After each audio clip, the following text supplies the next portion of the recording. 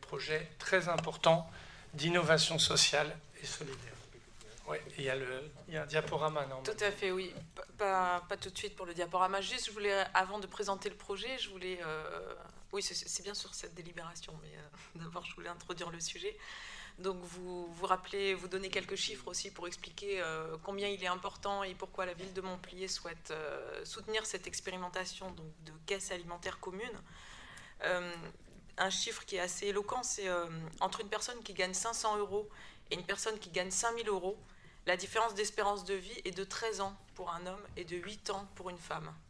Alors évidemment, l'espérance de vie, il y a de nombreux facteurs à ça, mais on sait que la qualité de l'alimentation est un facteur très important, puisqu'une étude récente encore indique qu'un régime alimentaire plus sain peut permettre de prolonger l'espérance de vie de 6 à 7 ans. On en a parlé tout à l'heure, le contexte est compliqué pour les familles, avec la hausse du prix de l'énergie, mais la hausse du prix des denrées alimentaires également. On sait que la grande précarité qu'il y a, notamment à la ville de Montpellier, je rappelle qu'on estime à environ 61 000 le nombre de personnes qui vivent sous le seuil de pauvreté à Montpellier. C'est 26% de la population et ce taux peut atteindre 60% dans certains quartiers prioritaires comme à la Mosson.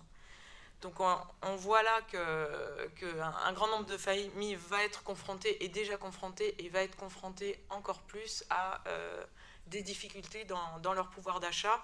Et on sait que l'achat alimentaire va être la variable d'ajustement. Et c'est sur ces coûts-là que les personnes vont faire des économies et malheureusement acheter parfois des produits de mauvaise qualité. Je rappelle au passage aussi dans les actions de la ville le rôle social que peut apporter la restauration scolaire, puisque les familles payent entre 50 centimes et 4,95 € un repas qui coûte à la ville de Montpellier 11,50 €. Donc c'est important aussi de le rappeler. Et ces repas sont accessibles tous les jours aux 22 000 enfants de la ville. Donc l'objectif de ce projet et l'objectif de la politique alimentaire globalement, c'est de rendre accessible au plus grand nombre une alimentation saine et de qualité, et donc des produits de qualité, ce qui n'est pas forcément le cas dans certains quartiers, pour plein de raisons, que ce soit pour des raisons financières, mais aussi des raisons d'accessibilité et des raisons culturelles. Donc du coup, on propose de soutenir ce projet. Donc là, je veux bien le lancement des deux diapositives, de la première diapositive. Donc voilà, c'est un collectif de 26 structures qui œuvrent sur le secteur de l'alimentation, donc sur le territoire de Montpellier.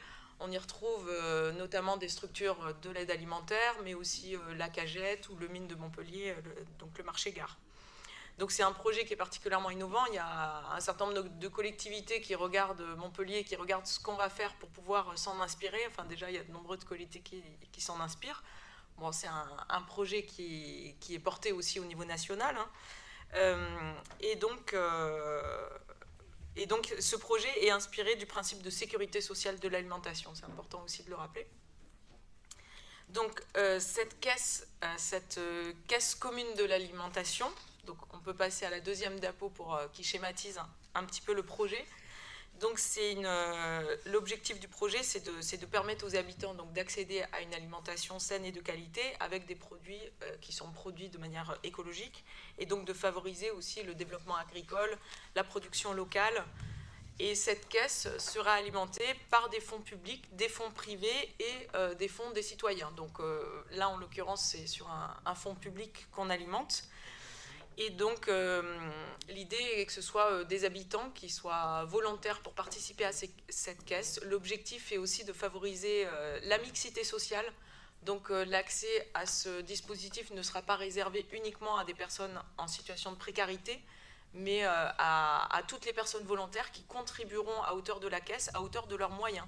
C'est-à-dire que certains vont contribuer à hauteur de 0 et d'autres vont contribuer à une hauteur plus importante que la somme d'argent dont ils vont bénéficier, puisque l'idée est de bénéficier d'une somme de 100 € par mois pour pouvoir acheter de l'alimentation dans certains endroits, dans certaines distributions qui seront conventionnées et qui seront choisies de manière démocratique par un collectif de citoyens.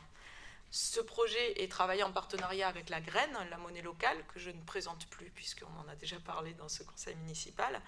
Et donc l'idée est de pouvoir identifier dans quel type de commerce les denrées alimentaires pourront être achetées. Donc cette expérimentation va concerner dans un premier temps 350 habitants et va être sur le quartier de la Mosson, de Selle-Neuve, de Pré-d'Arène, des Aubes, de la Croix-d'Argent et du centre-ville, avec notamment l'expérimentation et le travail avec le marché paysan des Aubes et le marché de Selle-Neuve.